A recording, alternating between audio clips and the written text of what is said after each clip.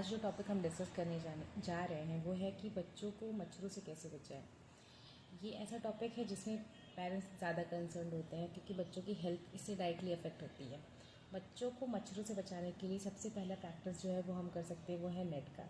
तो नेट जो है आप अपने विंडोज़ पे, अपनी खिड़कियों पे, अपने दरवाज़ों पे लगवाइए ताकि मच्छर अंदर ना आ सके।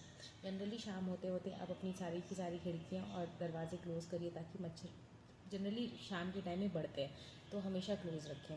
दूसरी चीज़ होती है पानी इकट्ठा होना। पानी इकट्ठा होने से क्या होता है, उसमें मच्छर पनपते हैं। मच्छरों की बात करें तो एडीज मॉस्किटो ऐसा मॉस्किटो होता है जो कि फ्रेश वाटर में होता है और उसके अंडे वो वहीं पे देता है और जिसकी वजह से डेंगू फैलता है। इसलिए जहाँ पे भी पानी आपको लगे कि लॉज हो रहा है या पानी भरा हुआ है वहाँ पे पानी हटाइए। वो आपके गमलों में भी हो सकता है, वो आपके कूलर में भी हो सकता है, कभी आपने बर्तन धुलने के लिए रखे उसमें पानी भरा हो वो भी हटाइए। कभी भी पानी इकट्ठा ना होने दें। तीसरी चीज़ जो होती है कि प्रैम में जब हम बच्चे को घुमाने लेके जाते हैं तो आजकल बहुत सारे ऐसे अडेप्टेबल नेट्स आने लगे हैं। जब शाम को हम उनको घुमाने लेके जाते हैं तो प्रैम पे लगाइए ताकि बच्चों को शाम को भी मच्छर ना काटे।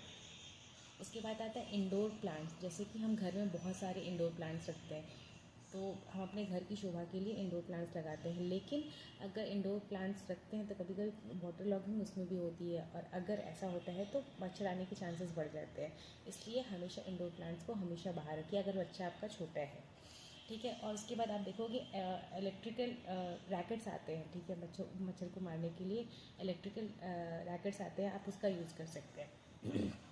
अब आप आते हैं कि बच्चों को इससे बचाया कैसे जा सकता है या फिर क्या यूज़ कर सकते हैं। तो इसके लिए आपको बच्चों में बहुत सारी चीज़ें आती हैं। जैसे बहुत सारी कंपनीज़ हैं, उनके पैचेस आते हैं। ऐसे मामा अर्थ हो गया, उनके पैचेस हो गए।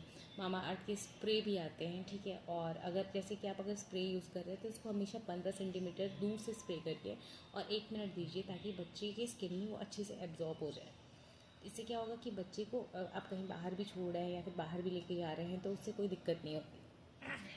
जब बच्चे को पेन होता है या फिर मतलब जब भी मच्छर काटते हैं तो पेन होता है, उसके बाद या फिर बर्निंग सेंसेशन होता है या फिर उसमें स्वेलिंग आती है। अगर माइल्ड स्वेलिंग है या फिर रेडनेस आई है तो आप ना आइस पैक लेकर के उस पर लगा सकते हैं ताकि वो रेडनेस ख़त्म हो जाती है। लेकिन कई कई केसेस में होता है कि जो स्वेलिंग है वो बहुत बड़ी हो गई है और अगर बहुत बड़ी हो गई है तो प्लीज़ अपने डॉक्टर से कंसल्ट करिए। आज का वीडियो बस यहाँ तक था और अगर आपको मेरी चीज़ें समझ में आए तो प्लीज़ मुझे सब्सक्राइब कीजिए या फिर आप कौन सा मॉस्किटो रिपेलेंट यूज़ करते हैं या फिर कौन सा स्प्रे यूज़ करते हैं तो मुझे प्लीज़ अपने कमेंट बॉक्स में बताइए। Thank you.